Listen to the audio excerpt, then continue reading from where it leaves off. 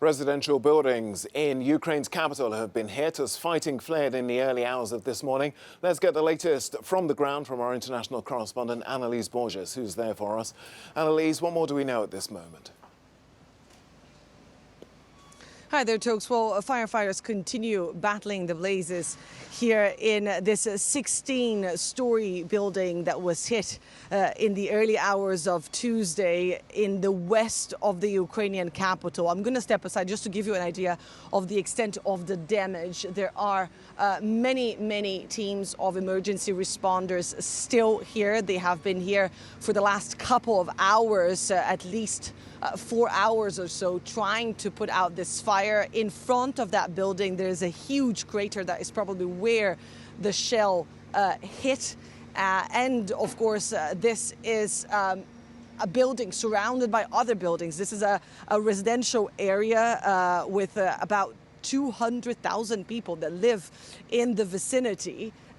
And many of the residents, some of the survivors of this attack and others that live nearby are very much in shock this morning, saying they woke up to a loud bang and then the fire. Some were able to leave the building by themselves. Others were on higher floors, were not able to leave alone. One woman died on the 16th floor waiting for rescue in the balcony of her apartment.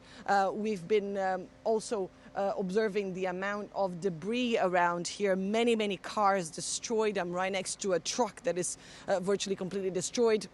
The buildings surrounding are also significantly damaged. And of course, this comes a day after other areas of Kyiv were hit. 2 people at least were killed on Monday when shells hit different neighborhoods. We are unsure, of course, whether or not those were directly targeted or were a result of rockets being intercepted by the Ukrainian defense system. Tokes. Annalise, this comes, of course, as those peace talks between Ukrainian and Russian officials are set to resume today. How has President Zelensky responded to this?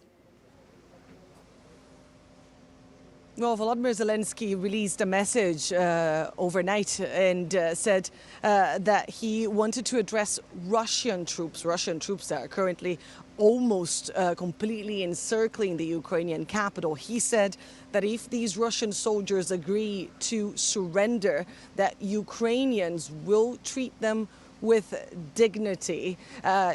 Volodymyr Zelensky has been addressing the Ukrainian public almost every day, sometimes multiple times a day, and that there would be a 4th round of talks as planned after, of course, there was a technical pause on Monday. It is unclear whether or not those talks are actually advancing or making much progress. The reality here on the ground in the capital, Kyiv, and in other parts of Ukraine is this, of course, is quite a lot of destruction, quite a lot of damage, and, of course, many innocent lives, civilians caught in this war.